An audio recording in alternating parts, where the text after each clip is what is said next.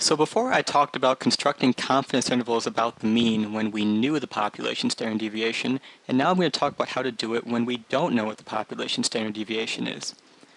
So first of all, point estimates. The value of any statistic that estimates the value of a parameter is called a point estimate. Like for example, here, the sample mean that estimates the population mean. The sample mean is our statistic, the sample mean is our point estimate, and the population mean is our parameter. We rarely know if our point estimate is correct because it's merely an estimation of the actual value, because usually the actual value would be impossible for us to find. So because of this discrepancy, we construct confidence intervals to help estimate what the actual value of the unknown population mean is. So a confidence interval is just a point estimate plus or minus a margin of error that we define based on three criteria. First of all, how confident we want to be with our assessment. Second of all, what the sample standard deviation is. And third of all, how large our sample is. So I have a question here where we could construct a confidence interval. On the verbal section of the SAT, a sample of 25 test takers has a mean of 520 with a standard deviation of 80. Construct a 95% confidence interval about the mean. So this is the equation for constructing confidence intervals when you don't know the population standard deviation. As you can see, it uses the sample standard deviation. And this is what it's going to look like. Basically, we want an interval of 95% of the values with the other 5% left over.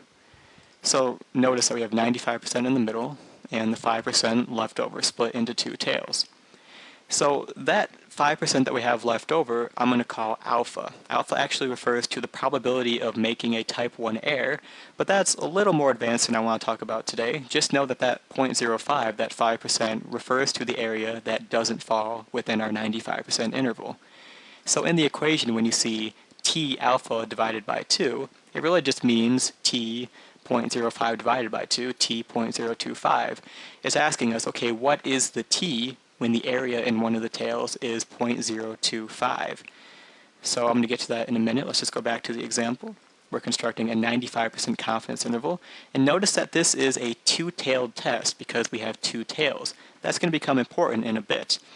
Now, we can have one-tailed tests in the future, but when we're constructing confidence intervals, it's always going to be a two-tailed test.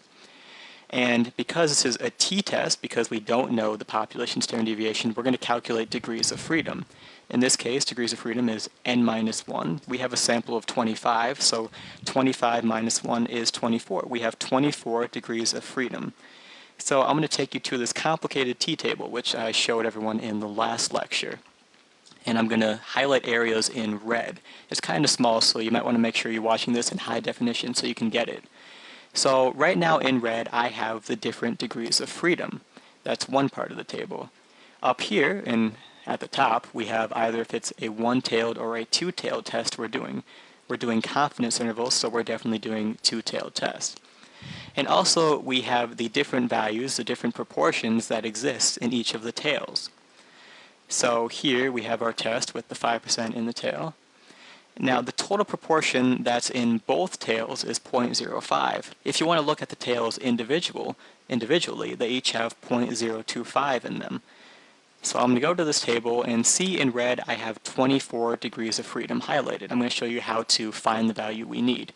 So we have 24 degrees of freedom, and I have 0.025 and 0.05 highlighted in red. So if it was a two-tailed test, the sum of both the tails is 0.05, and in each tail there's 0.025. So if you have either of those values, you can find what you need. So I just go across from 24 and I go down from 0.025 and 0.05, and I find out that the t associated with that point is 2.0639. So that's what t we're going to use in the equation. Now here is the equation that I just put up before, and now we're just going to plug things in. It's plus or minus, so we're going to do one with minus and one with plus.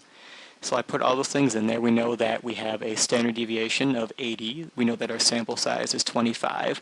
We know that the sample mean is 520, and we know that the t that we just found using the degrees of freedom and the area in the tails is 2.0639. So the first number is our lower bound, and the second number is our upper bound.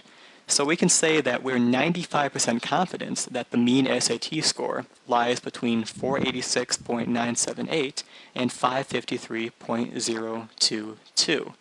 And that's how you construct a confidence interval about the mean when you do not know what the population standard deviation is.